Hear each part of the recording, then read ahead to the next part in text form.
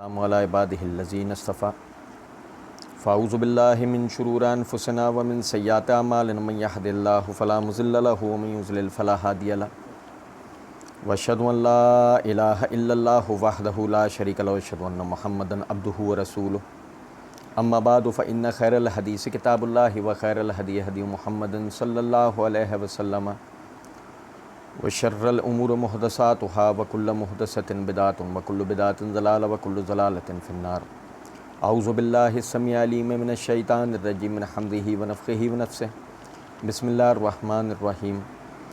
अल्लाहुम्मा सल्लि अला मुहम्मदिन व अला आलि मुहम्मदिन कमा सल्लैता अला इब्राहीम व अला आलि इब्राहीम इन्नका हमीदुम मजीद।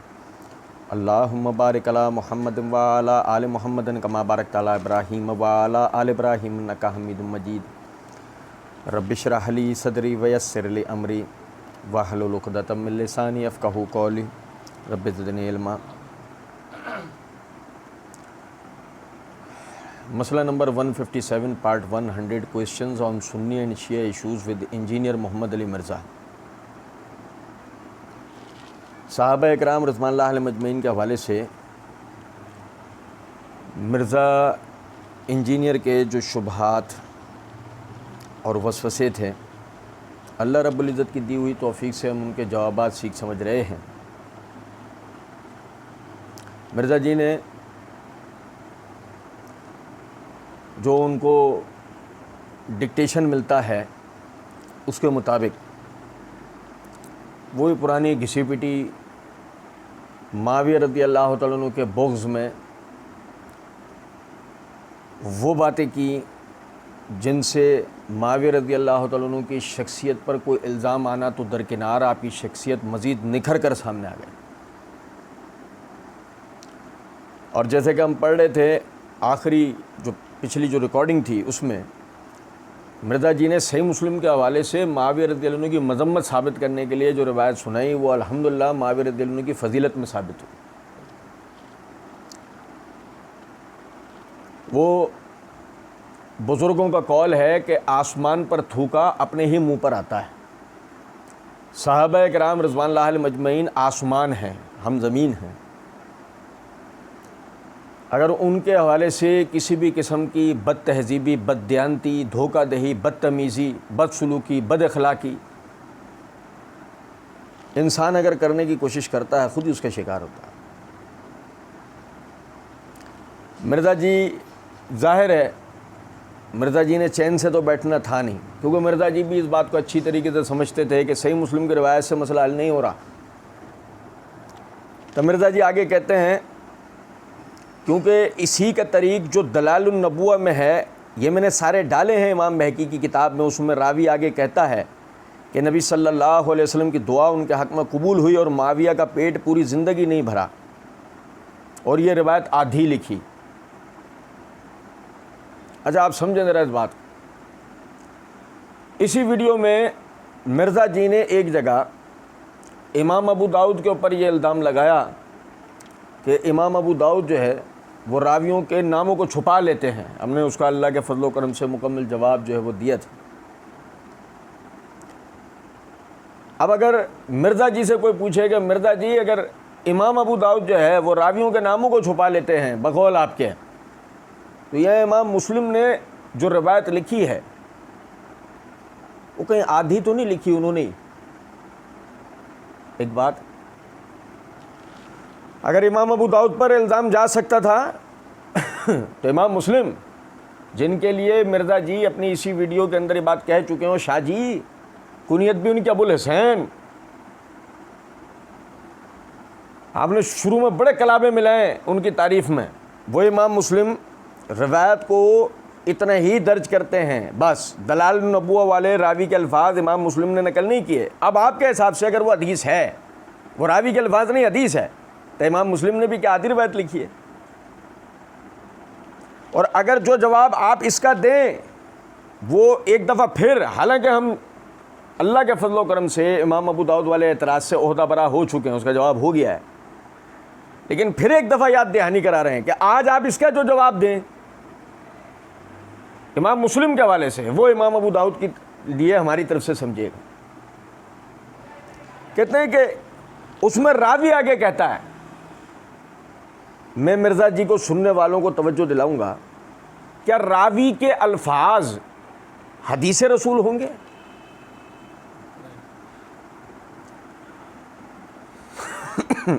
मैं अल्लाह ताला के फजल करम से मारफतुस सहाबा व अहले बैत सीरीज़ में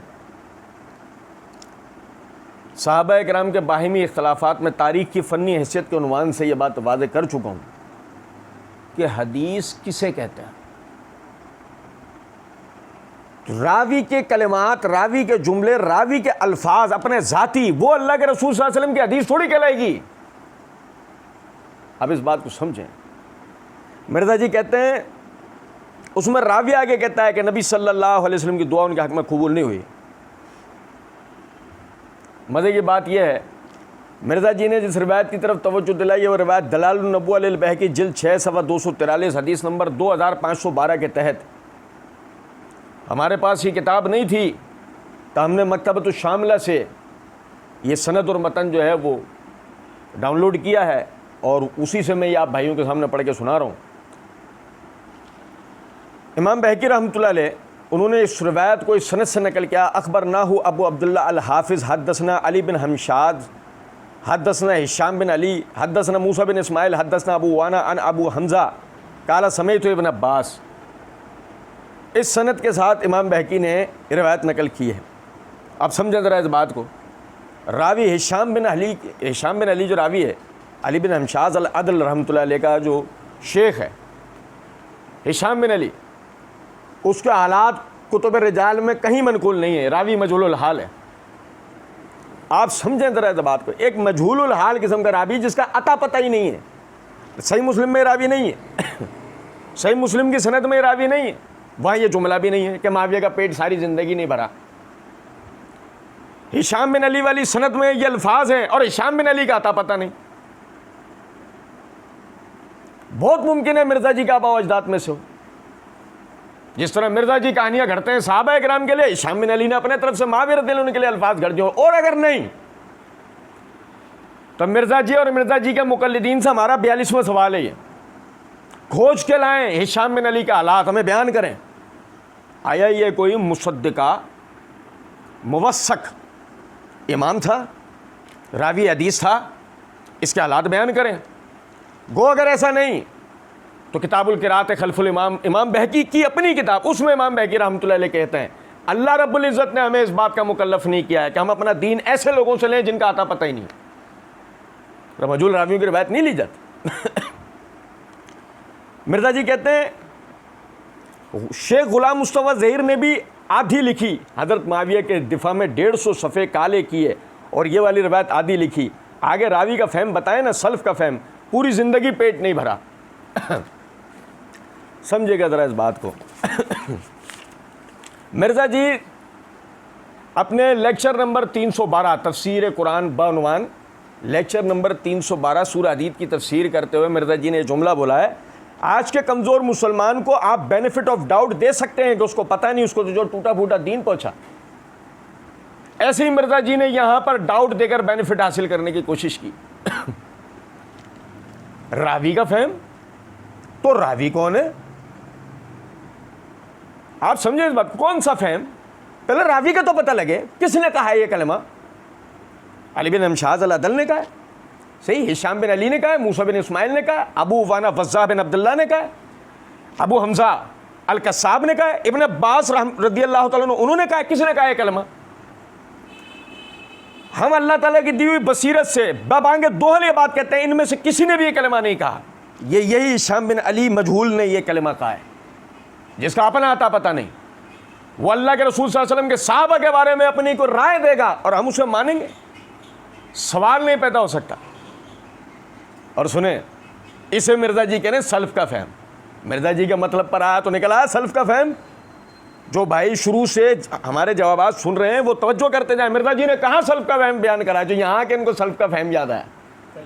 लेकिन बात सीधी सी है, यहाँ अपने मतलब पर कोई बात आ रही थी ना, फ़ौरन सल्फ़ के फ़हम की आड़ ले ली मिर्ज़ा जी कहते हैं ठीक है जी, तो ये बातें करते हैं लेकिन वो आधी बातें बताते हैं। यहाँ हम एहतराम के दायरे के अंदर अब ये कहेंगे जी जब डिस्कस कर रहे हैं तो मेरे भाई इल्म के मैदान में जज्बात तो नहीं होंगे ना, चीज़ें डिस्कस होंगी।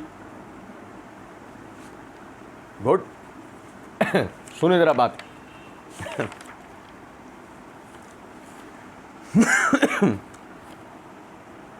इसी पार्ट 1 में मिर्ज़ा जी ने एक जगह यह बात की है, इमाम अबू हनीफा रहमहुल्लाह बास के नज़दीक ताबई हैं, बास के नज़दीक तबा ताबई हैं। बहरहाल हम इस झगड़े में नहीं पड़ते, मुझे यह मजबूत कौल तबा ताबई वाला लगता है। अब सवाल यह पैदा होता है कि इल्म के मैदान में जज्बात की कदर तो नहीं, चीज़ें डिस्कस होती हैं ऐसे ही ना। जब मिर्ज़ा जी ने यहाँ कहा तो मैं इमाम अबू हनीफा के मामले में क्यों हम इस झगड़े में नहीं पड़ते, क्यों? साहबा वाले मसाइल में फ़ौरन झगड़ों में पड़ते हैं, वहाँ चीज़ें भी डिस्कस हो रही हैं, वहाँ जज्बात को दखल नहीं है। लेकिन यही इमाम अबू हनीफा के लिए बात आई तो हम झगड़े में नहीं पड़ते। बात असल में ये नहीं है। यह मिर्ज़ा यहाँ इमाम अबू हनीफा के भी पीछे पड़ता अगर कोई बात साहबा किराम के हक़ में आ रही होती, ये इमाम अबू हनीफा के पीछे पड़ जाता। जैसे कि इंशाअल्लाह अगली रिकॉर्डिंग में ही पार्ट 2 में हम आपको बताएंगे कि मिर्ज़ा अली के सगे भाई अकील बिन अबी तालिब के पीछे लग गया। अली बिन अबी तालिब, मौला अली के सगे भाई अकील बिन अबी तालिब के पीछे ये आदमी लग गया और इसने लालची दुनिया पर साबित करके रहा। इंशाअल्लाह हम वादे करेंगे। तो जिसने अली के भाई को नहीं छोड़ा वो अबू हनीफा के बारे में तो क्या करता। लेकिन बात सीधी सी है, वह मसला ये नहीं था कि वो साहबा की कोई तारीफ मजम्मत की कोई बहस थी, क्योंकि तो मिशन ही ये लेकर बैठा हुआ है ना कि कहीं कीट कहीं का रोड़ा, भानुमती ने कुंभा जोड़ा, कहीं से भी साहबा के बारे में कोई बात लानी पड़े लाओ। हमारे अंधे बहरे लंगड़े लूले मुकल्लिद कौन सा तहकीक कर रहे हैं कि साहबा के बारे में जो बात मैं कर रहा हूं ये तो कोलू के बैल की तरह बस पीछे चलते रहेंगे, मानते रहेंगे। और जो दुनिया जलील कर रही है उसकी तरफ तो मिर्ज़ा ने वैसे ही कान नहीं धरना। कुछ बात आप समझें। कहते हैं इसी तरह इसी रिकॉर्डिंग में, ये आम आवाम की अदालत में हमारा मुकदमा है, वो खुद पढ़ें, वो फैसला कर लेंगे कि क्या हुआ था। फिर मजीद आगे कुछ जुमलों के बाद कहते हैं इस तरीके से बाल की खाल उतारना शुरू कर देंगे ना तो इसका कोई इंजाम नहीं। हम ये पब्लिक की अदालत में रखते हैं, वो इसे पढ़ें कि इससे क्या रिजल्ट निकलता है। देखा, हम ये जगह भी पढ़ चुके हैं और उसका जवाब भी अल्लाह के फजल से दे चुके हैं। लेकिन मैं सिर्फ बताना क्या चाह रहा हूँ कि जहाँ गले घंटी बंधना शुरू हुई थी वहाँ आवाम की अदालत में मुकदमा रख दिया। यहाँ क्या हो रहा है, यहाँ बातें डिस्कस होंगी, जज्बात को दखल थोड़ी है। अब रखो आवाम की अदालत में, अब नहीं करो बात। लेकिन ऐसा नहीं हुआ। कहते हैं मैं फिर कहूँगा कि अहले हदीस सबसे बड़े गुस्ताख हैं साहबा के, अगर ये रूल मान लिया जाए। अहले हदीस साहबा के सबसे बड़े गुस्ताख हैं। हम मिर्ज़ा जी के पास होते हैं, हम कहते हैं मिर्ज़ा जी से, मिर्ज़ा जी हैं, मिर्ज़ा जी क्या कह रहे हो, इधर तो देखो। हम मिर्ज़ा की ठोड़ी पे हाथ रख के अपनी तरफ घुमाते चेहरे को, क्या कह रहे हो? अहले हदीस गुस्ताख है साहबा क्या है, ऐसे कह रहे हो? दोबारा बोलो। मिर्ज़ा जी की जुर्रत नहीं होती दोबारा बोल भी जाए, लेकिन बोलते तो हम कोई लड़ते थोड़ी। हम तो कहते काली कॉफ़ी मंगवाओ, मिर्ज़ा जी को पिलाओ, इनका नशा टूटे। समद बोन जो रात भर सूंगी है, जो ये टुन हो गए हैं, इनको अंदाज़ा नहीं है क्या कहने। क्यों? उसकी वजह है मुद्दई लाख पर भारी है गवाही तेरी। मिर्ज़ा जी ने अपनी इसी वीडियो के अंदर ये बात कह रखी है, अहले हदीस की जो अवाम जो है ना वो किताब व सुन्नत पे चलती है और फिर किसी मौलवी को नहीं समझती। मजीद आगे कहते हैं वो हक की आवाज़ की पुष्प पे खड़े हो जाते हैं। अहले हदीस किताब व सुन्नत पे चलते हैं, अहले हदीस हक की आवाज़ की पुष्प पे खड़े हो जाते हैं। अब तो भाई साहबा का गुस्ताख कोई हक की आवाज़ की पुष्प पे खड़ा होगा? आप समझे बात? लेकिन मसला ये है, मैं बताऊं क्या हुआ यहाँ। अहले हदीस जो है वो साहबा के गुस्ताख क्यों बन गए? वजह असल में उसकी ये हुई सबसे ज़्यादा मिर्ज़ा जी को कोई खूंटे पे टांगने वाला निकला ना तो अल्लाह के फजल करम से अहले हदीस निकला।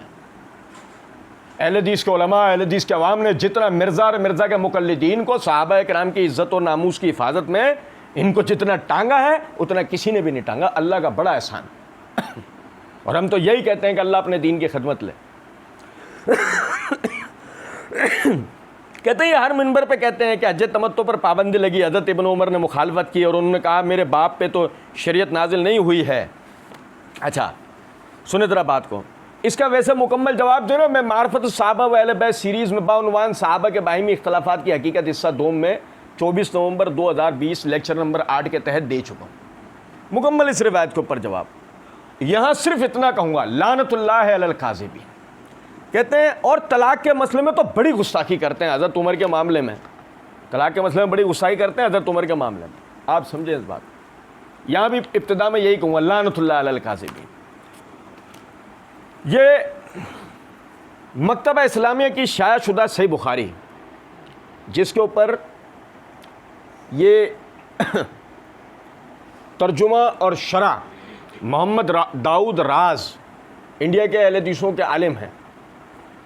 ये जिल्द नंबर 7 का सफ़ा नंबर 30 के ऊपर ये कहते हैं, सही मुस्लिम की तलाक के मसले के हवाले से एक रिवायत पर बात करते हुए कि हदीस मुस्लिम की सेहत मालूम करने के बाद इस हदीस में दोनों हुक्म बयान किए गए हैं।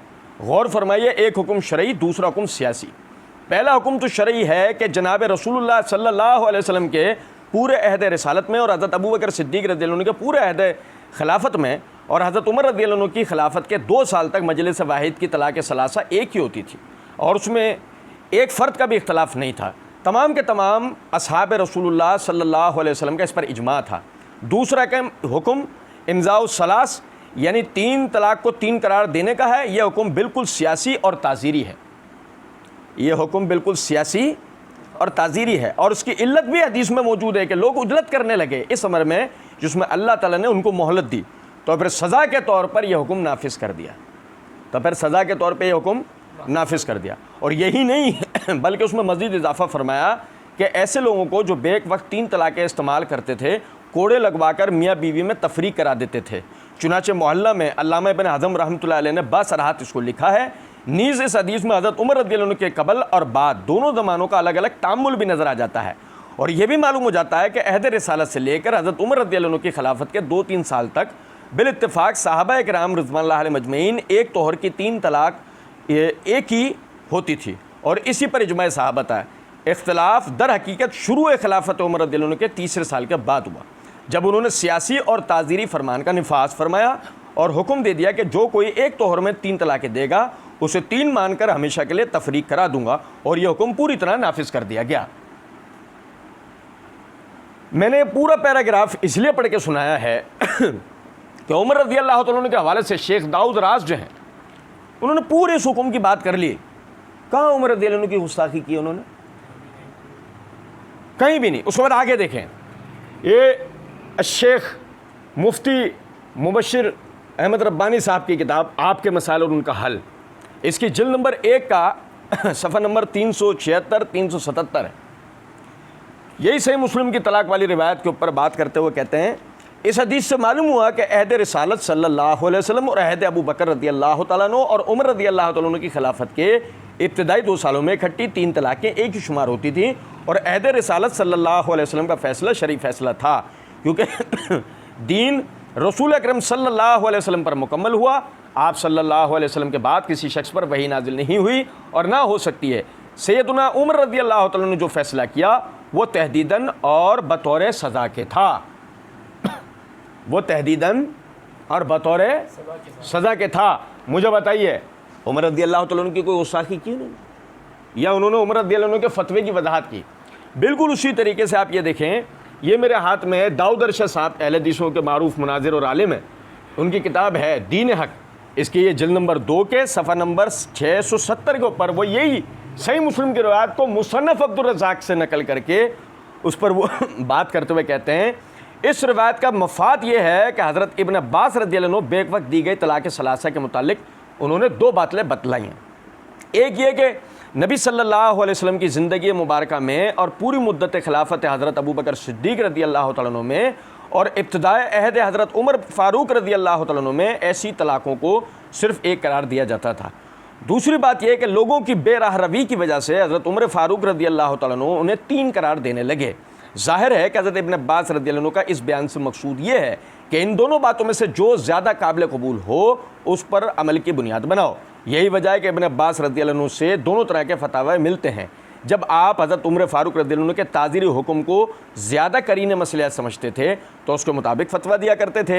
यही हमारा मौक़िफ़ है कि जो लोग अहले हदीस हज़रात के ख़िलाफ़ बड़े सरगर्म रहा करते हैं और ज़ाती ज़रूरत पड़ने पर इस किस्म के मसाइल में उलमा अहले हदीस की तरफ रुजू करते हैं और मतलब निकल जाने पर फिर अहले हदीस के ख़िलाफ़ खुराफात में सरगर्म हो जाते हैं, उन्हें हज़रत उमर फ़ारूक रज़ियल्लाहु अन्हु के ताज़ीरी हुक्म के मुताबिक फ़तवा देना चाहिए। लीजिए यही नहीं कि वो उमर रज़ियल्लाहु अन्हु के फ़तवे की वजाहत कर रहे हैं, बल्कि वो ये कह रहे हैं कि मसलहतन आज भी अगर लोग सिर्फ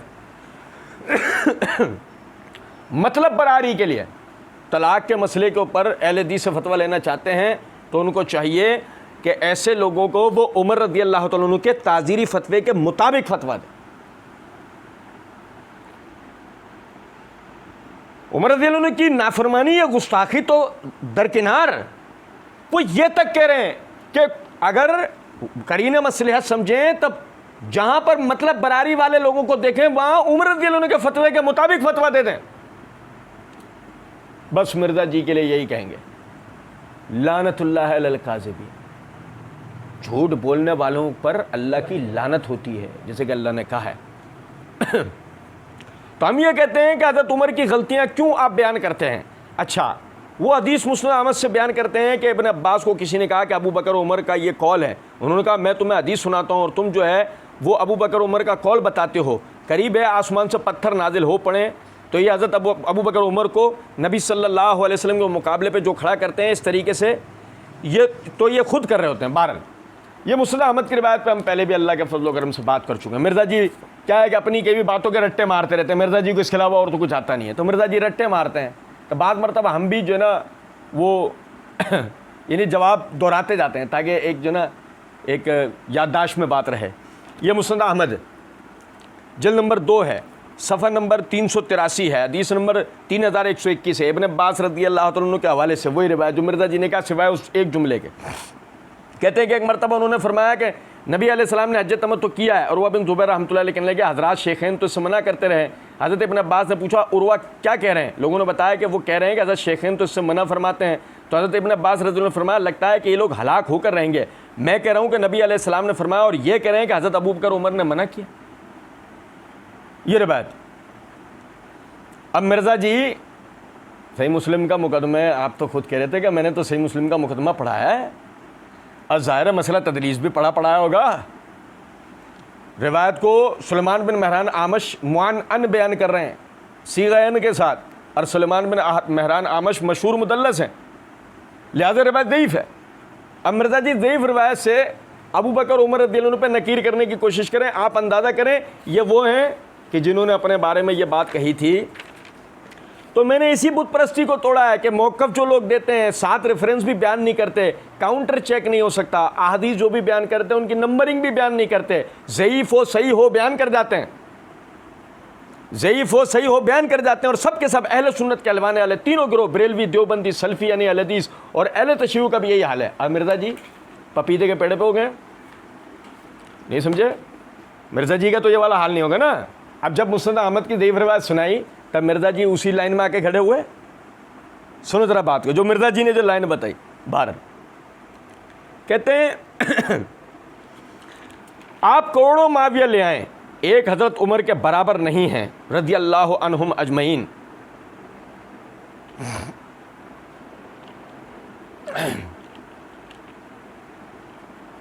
आप करोड़ों मोहम्मद अली मिर्ज़ा ले आए।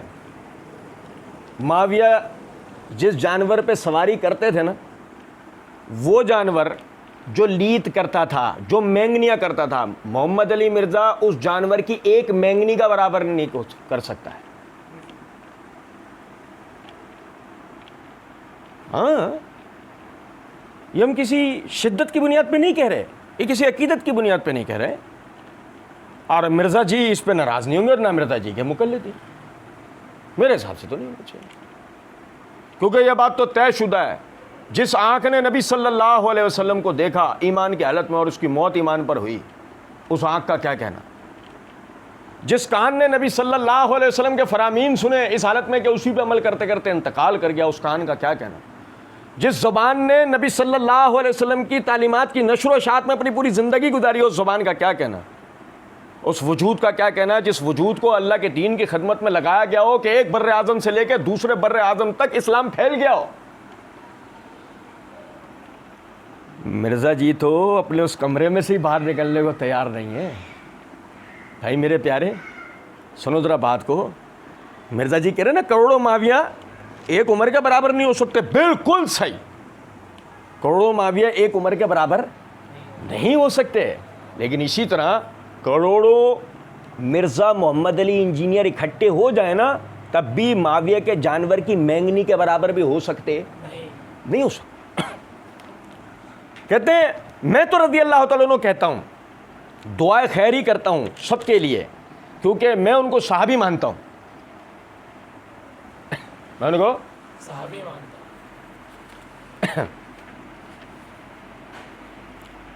मिर्ज़ा जी ने तफसीर कुरान लेक्चर नंबर 312 सूरह हदीद की तफसीर करते हुए बात की है, मेरे नज़दीक तो किसी शख्स का सहाबी होना ही ये फजीलत के लिए काफ़ी है, चाहे उसके लिए कोई और फजीलत हो या ना हो।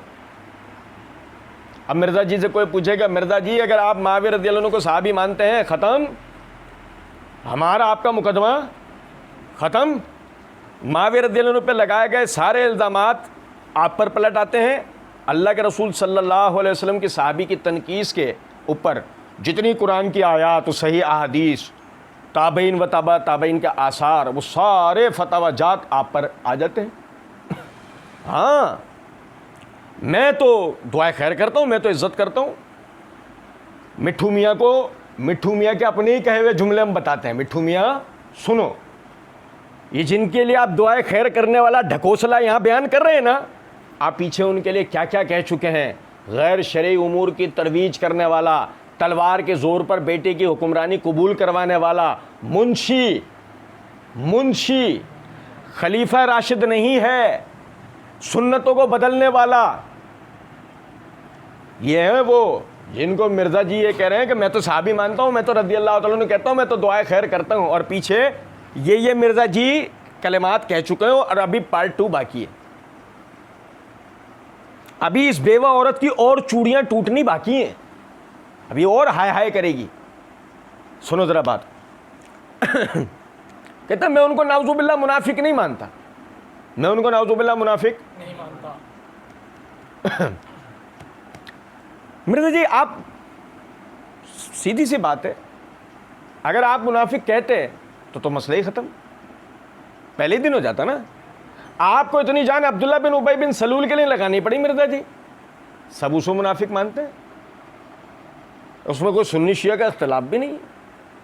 आपने उसके लिए पूरी, अब तक की आपकी ज़िंदगी हो गई पूरी, आपने अपनी ज़िंदगी में शायद कोई एक आध दफ़ा अब्दुल्ला बिन उबई बिन सलूल का नाम ले लिया हो, आपके आबा अजदाद में से हैं, तो अगर आपने कभी नाम ले लिया हो तो वो एक अलग बात है, लेकिन वैसे आपने कभी जिक्र नहीं किया, क्यों? मुनाफिक है ना। उसका निफाक तो किताब व सुन्नत से साबित है, जो साबित है तो यही वजह है, उसमें इख्तलाफ नहीं। अब आपका ये ढकोसला देना मैं उनको नाउज़ुबिल्लाह मुनाफिक नहीं मानता, तो कैसे आपकी चड्डी नहीं फट जाती? जो अगर आप ऐसा कर देते तो आपकी चड्डी नहीं फट जाती? आप समझें ज़रा इस बात। मैंने अर्ज़ किया था थोड़ी देर पहले, माविया रज़ी अल्लाह तआला अन्हु आसमान है, मिर्ज़ा गटर है। मिर्ज़ा गटर है, गटर का छींटा आसमान तक पहुंचता नहीं है, समझे ज़रा इस बात। मैं उनको नाउज़ुबिल्लाह मुनाफिक नहीं मानता राफ़िज़ियों की तरह, बल्कि उसूल काफ़ी में भी जो, बल्कि ये नहजुल बलागा में सैयदना अली जो खुतूत में हैं माविया के लिए, वो अस्सलामु अलैकुम से शुरू होते हैं, कोई मुनाफिकाना उसमें मामलात नहीं है, लेकिन गलती है अपनी जगह। अल्लाह ताला के फजलो करम से अब तक मिर्ज़ा ने माविया रज़ी अल्लाह तआला अन्हु के हवाले से या दीगर सहाबा की जो भी इग़लात बयान करने की कोशिश की, अल्लाह ताला के फजलो करम से हमने उससे वादे किया कि उनमें से कोई चीज़ भी गलती नहीं थी। और यूँ 2 घंटा 18 मिनट 51 सेकंड में यह पार्ट हो गया मुकम्मल। हमने अपनी दानिश में एक एक जुमले का अल्लाह की दी हुई तौफीक से जवाब दिया। अब मिर्ज़ा जी के तमाम एतराज़ात के साथ साथ इस एतराज़ का भी जवाब अल्लाह के फजलो करम से हो गया कि मेरे छोटे छोटे क्लिप्स सियाक व सबाक से काट के उसके ये लोग जवाबात देते हैं। मेरी पूरी पूरी बात का जवाब नहीं देते। मिर्ज़ा जी, हमने आपकी पूरी पूरी बात का अल्लाह के करम से जवाब दे दिया। हमने आपका ये कर्ज भी अपने ज़िम्मे नहीं रखा, अल्लाह के फजल करम से चुका दिया। और अभी पार्ट 2 बाकी है। इंशाल्लाह हम आपको टांगेंगे, हम आपको नहीं छोड़ेंगे, इंशाल्लाह हम आपको टांगेंगे। और सुने ज़रा, यहाँ मैं एक और भी चीज़ वाज़े करता जाऊँ। मिर्ज़ा जी ने अपने मसला नंबर 157 का उन्वान कायम किया, 100 questions on Sunni and Shia issues. 100 सवालात के जवाब देने बैठे थे मिर्ज़ा जी। सुनने वाले पर इम्प्रेशन है, पढ़ने वाले पर उन्वान का इम्प्रेशन ऐसा जाए, सुनने वाले पर उन्वान का इम्प्रेशन ऐसा जाए कि बंदा समझे, हैं इख्तलाफी 100 सवालात के जवाब दे रहे हैं, बड़ी इल्मी शख्सियत है। और अब तक जो मिर्ज़ा जी और अली हसन नकवी के आपस में जो गुफ्तगू थी, जिसमें सवालात अली हसन नकवी ने मिर्ज़ा जी से किए और मिर्ज़ा जी ने जवाब दिए और हमने उस जवाब पर मिर्ज़ा जी को काउंटर किया, कुल मिला के पहले इस हिस्से में यानी कि 2 घंटा 18 मिनट 51 सेकंड में कुल मिला के 16 सवालात हुए। कितने सवालात हुए भाईजान? 16 सवालात हुए, ठीक है। जिसका मतलब अगले पार्ट में 84 सवालात होने चाहिए। अगला पार्ट वो जितनी देर का भी है, 2 घंटा 2.5 घंटा 2 घंटा 44 मिनट 40 मिनट जितनी देर का भी है, वो तो इंशाल्लाह भी हम उसको इंशाल्लाह शुरू करेंगे। तो उसमें 84 सवालात होने चाहिए। गो अगर उसमें 84 सवालात नहीं हुए, जो कुल मिला के फिर 100 बनेंगे, अगर नहीं हुए तब मिर्ज़ा जी अपने इस उन्वान वाले दावे में भी, इस दावे में भी फ्रॉड साबित हो, इसमें भी आदमी झूठा और दगाबाज साबित हो। तो आदमी अपने, यानी आप अंदाज़ा करें, जब अपनी मजलिस के उन्वान में झूठा हो, वो आगे किस बात में सच्चा हो सकता है। बाकी आप वीडियोस देख ही रहे हैं, सब भाइयों को अंदाज़ा होता जा रहा है, ठीक है। और मैं एक चीज़ की और भी वजाहत देता जाऊँ।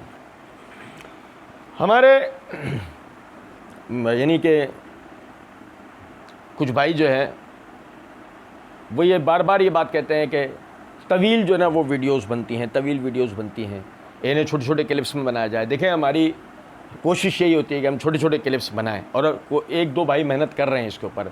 हमारा वो मिर्ज़ा जी की तरह कोई बहुत बड़ा नेटवर्क नहीं है कि जो 6-6 8-8 जो है वो पेजेस चल रहे हों और हज़ारों ग्रुप्स और पेजेस फेसबुक के चल रहे हों और चैनल्स चल रहे हों यूट्यूब के, और उस पर सेकंडों के अंदर हज़ारों लाइक्स और फॉलोवर्स आ जाते हैं। हमारा ये इस तरह का नेटवर्क है। उनके पीछे तो एक पूरा हल्का खड़ा हुआ है ना, वो समझ गए होंगे जिसका फंड ईरान से आ रहा होता है, तो उनके पीछे तो वो सारा हल्का खड़ा हुआ है। समझे ज़रा इस बात को। हम अपनी दानिश के ऊपर इस काम को कर रहे हैं, चंद भाइयों की मेहनत है, तो उसमें वो छोटे छोटे क्लिप्स बनाना वो ज़ाहिर है वक्त की ज़रूरत है, लेकिन उसमें हमारे लिए भी एक ज़री ज़हमत है, कुछ वक्त लगेगा, तो कोशिश कर रहे हैं इसके ऊपर। लेकिन कुछ चीज़ें वो ऐसी हैं कि वो तफसील तलब हैं। मिर्ज़ा ने एक एतराज़ किया है, उसका एक इल्मी जवाब होगा, उसकी एक तफसीलात आएंगी, दलाइल आएंगे, ताकि बात को हम अपने एक हम तालिब इल्म होने के हिस्से से बात को हम समझा सकते हो। तो इसलिए आप भाइयों के भी ताबुन की ज़रूरत है। बाज़ क्लिप्स तवील होते हैं, लेकिन उसमें इस्लाह का पहलू होता है। आप भाई से सुना करें और आगे उनको शेयर किया करें, ताकि मैं पहले भी ये बात अर्ज़ कर चुका हूँ कि अगर आप समझते हैं कि हम जो ये मिर्ज़ा के एतराज़ात के जो जवाब दे रहे हैं, अगर आप समझते हैं ये वाकई इसमें इस्लाह का पहलू है, वाकई इसमें तरबियत का पहलू है, वाकई हम अपने बुज़ुर्गों की इज़्ज़तों और हुर्मतों का हक़ अदा कर रहे हैं, तो आप इस काम में हमारा साथ दें। जितना ज़्यादा हो सकता है इन वीडियोस को शेयर करें, ताकि ज़्यादा से ज़्यादा लोगों की इस्लाह हो सके। अल्लाह रब्बुल इज़्ज़त समझने और अमल करने की तौफ़ीक दे। वमा अलैना इल्लल बलाग़।